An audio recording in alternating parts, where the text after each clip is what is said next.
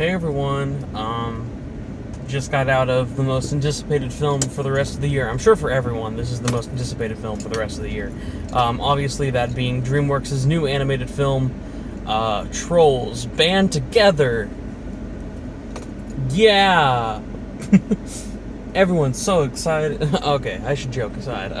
Jokes aside, this is obviously not made for me. This is not made for probably anyone above the age of like 12, other than like the shitty boy band references that like everyone will understand because they're very easy to get. If you've ever heard of NSYNC, Backstreet Boys, One Direction, Boys to Men, if you've heard of any of these bands, you fucking know the jokes they're gonna make with them. They're in the trailer. It is weak level puns, but it'll make your 40-year-old mom laugh who grew up with them. But other than that, like, this is obviously for ages 4 to like 9. That's like the age range of these Trolls films. And honestly, I've never judged them harshly. I've given, including this one, all of them a 3 out of 5 on Letterboxd because like they're not for me. I think they're like a 2 to a 2.5. They're pretty lazy. I agree. Like, example, the new Puss in Boots movie. It is ideally a kids film. You can take kids to see it. But it's not just a kids film. It's for adults. The action is awesome. The story is really touching and deep. It is heartwarming. I almost cried during one point. Funny as hell, and honestly with a great villain. You know what I mean? Like, that film itself is not just for kids. Kids can go watch it. Adults will also love it. This is a film, unless you're like a cringe 45-year-old white mom, you're probably going to be bored during, but it's not going to be the torturous experience because your kids are happy, okay? I mean, as soon as the movie ended, I'm just going to tell it because I don't give a shit. You guys should not be worried about spoilers for Trolls, okay? There's nothing about my review that should horrify you that I spoil it. So when I tell y'all that in this movie,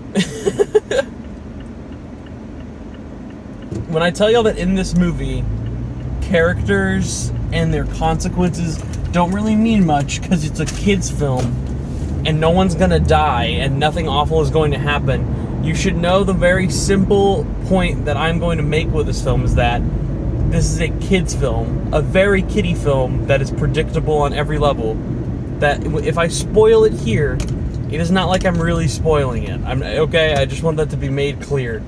I'm not saying anything that isn't like probably obviously out there. But NSYNC does show up, and people have heard that NSYNC are reuniting for this film to do one last song. I already forgot the name of the song, dude. It just fucking played. I literally was in there 10 minutes ago, and I already forgot the song. So clearly it proves it wasn't that memorable of an NSYNC song. But I knew they were showing up at like the end of this film. And when they do, like 12 parents and their kids walk to the very front. I was like second to front row. I didn't want to be near people, and it wasn't that bad of a view because the seats here are like second to front row is really not as close as you imagine. I didn't have to be like that the whole time, you know. But it's like 12 parents and a bunch of their kids just started going up to the front of the theater and dancing. They had a dance party. I didn't tell them to. They just decided to do that, including the fucking row in front of me because this was like a sold out theater. When not even just that scene, but the entire movie, this mom kept filming and taking pictures for her Facebook and shit. I'm like, dude, you're an awful parent. You're teaching your kids the fucking horrible way to go see a movie. Do not take pictures, even if you're at a kid's film. I'm sorry, just don't do that. But I'm not saying I was invested in Trolls Band Together, but I'm also not going to be a bitch and start filming everything on my phone consistently the entire movie, okay? And this is not a film I care about, but the kids in the audience were more respectful than this one mom who was like, "Do you like the movie, sweetheart? Look at it. Take a picture for Snapchat." They're like, hour into the movie, everyone could fucking hear you. But yeah, besides that point, besides the distracting mom in the front row, everyone else in the theater was really respectful, including the kids. This is a much more respectful audience than the Five Nights at Freddy's audience I had. I feel like that should be said. It should just to prove that these little fucking 4 or 5-year-old brats are quieter than the entirety of the people between 18 to 20 who went to go watch Five Nights at Freddy's. Now, getting into the actual film, what did I think of it? Well, it's fine. It is perfectly an adequate product placement for pop songs and troll dolls that the DreamWorks needs. It's kind of like the trilogy. It's kind of like the Cars trilogy is for Pixar. Cars, though, I would say is more basic than this.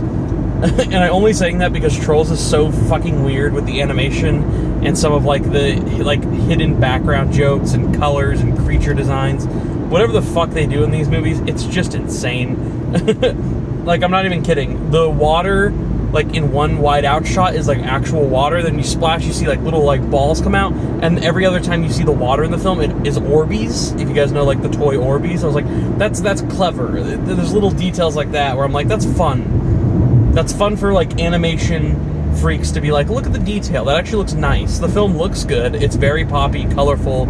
It's like an LSD trip without taking LSD. I said that about the previous two films. I will say it even more so about this one. This film is insanely trippy looking.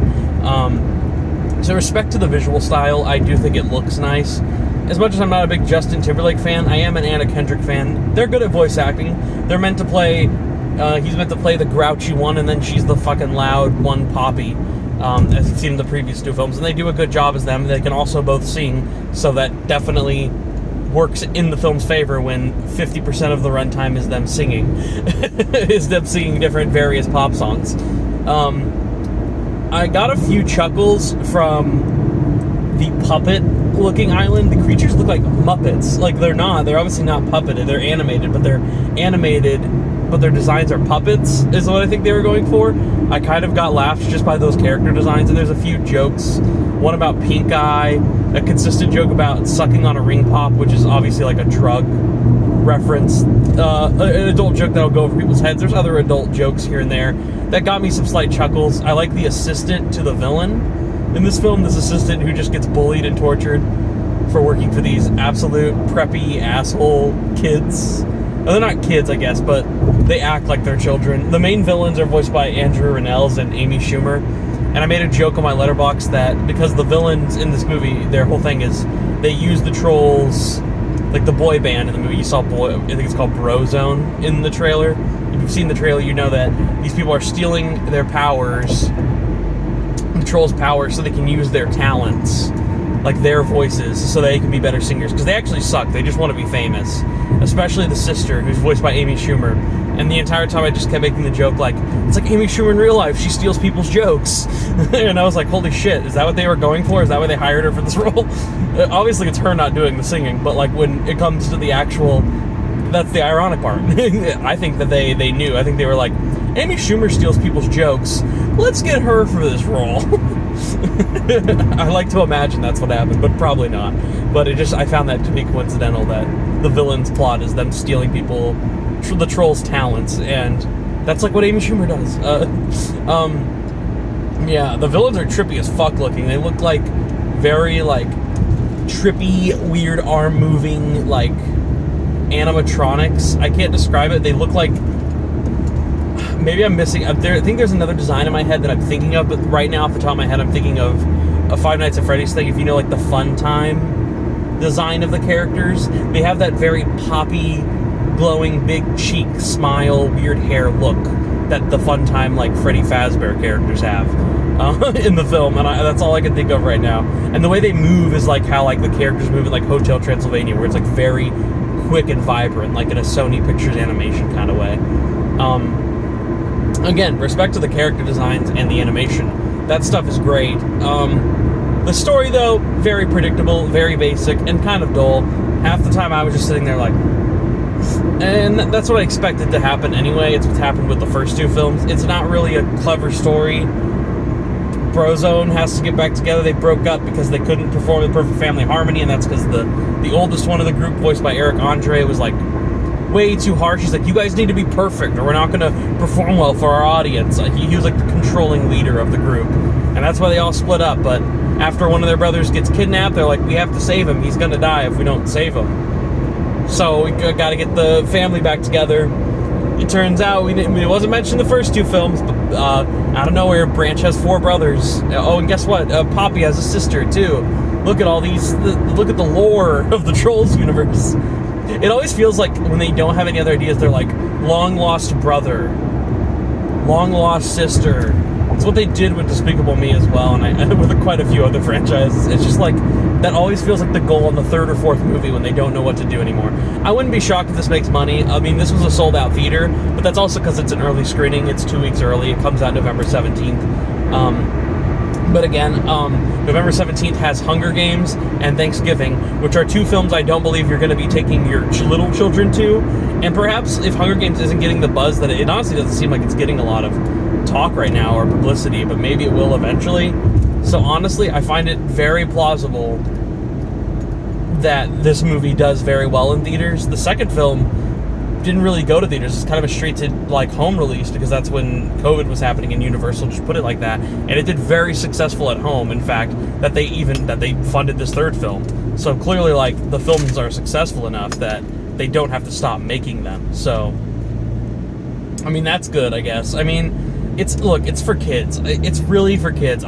For some films I go like, you could still make a good kids film. The excuse it's for kids is a big fuck you. But then there are films that I just know are for kids. You know that in advance. Like, Migration, that new Illumination film, is one ideally that should be this fun family fitting film. It just looks so boring. It looks so lame. I got the new trailer for it today and I was like, this looks fucking terrible. Like, I would rather watch Trolls than that, because at least Trolls I know is appealing to. It's like, the kids didn't laugh at the Migration trailer. The entire theater was silent during it. Like, no one cared.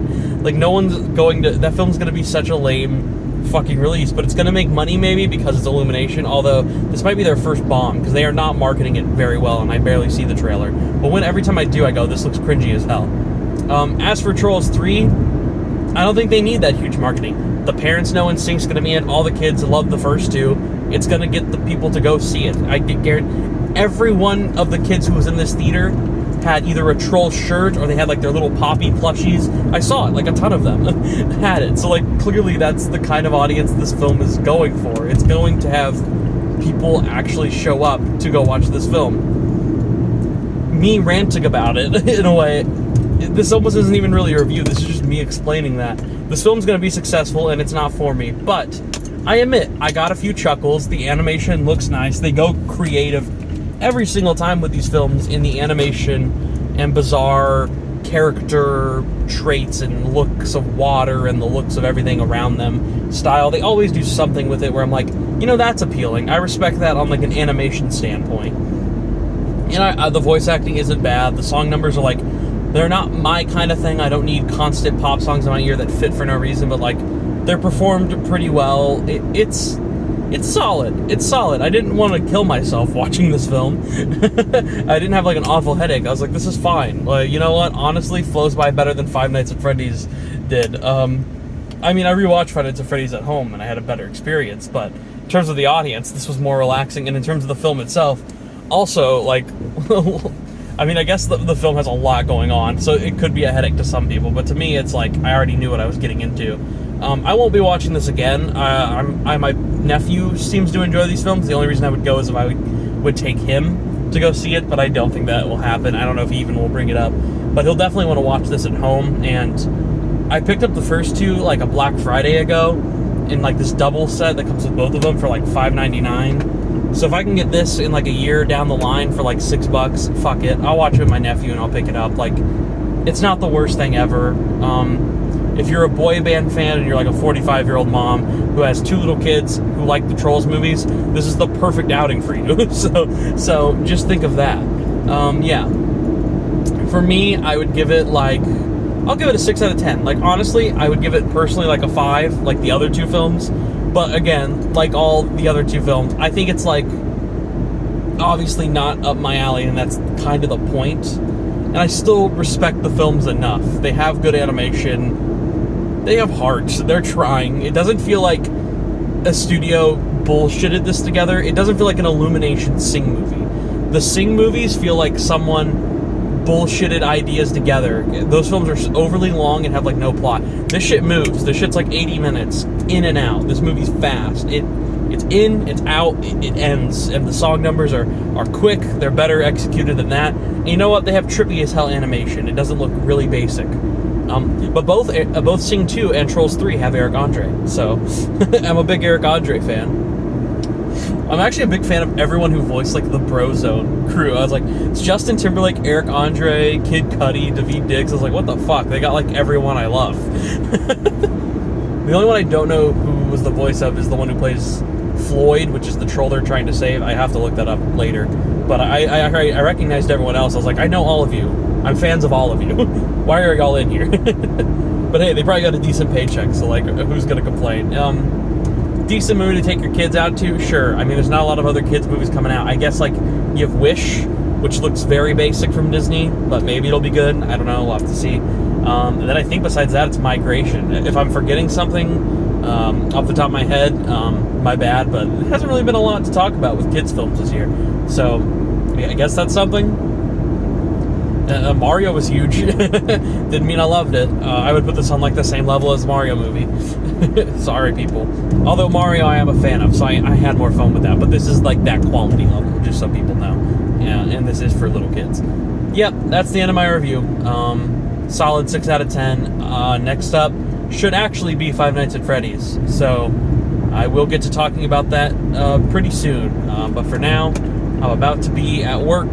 I'm amazed that even though the movie was at 2 and I was 30 minutes away from work, from where I am watching this movie for an early screening, I'm still going to make it to work. I'm actually amazed it all worked out. All right. Let me know what you think of Trolls Band Together if for some reason you watching this decide to go see it. And if you did go see it and you're also like an adult like me who didn't go see this with kids or family members, let me know how your experience watching it as an adult alone in the theater was. It might have also felt like a little awkward, but you also were just like, fuck it, I don't care. At this point, getting it over with. I got AMC A-list for a reason. You gotta use those credits for something. Yeah. Okay, hopefully I see Anatomy of a Fall tomorrow. That is the plan if I have the time. And that's it. Bye.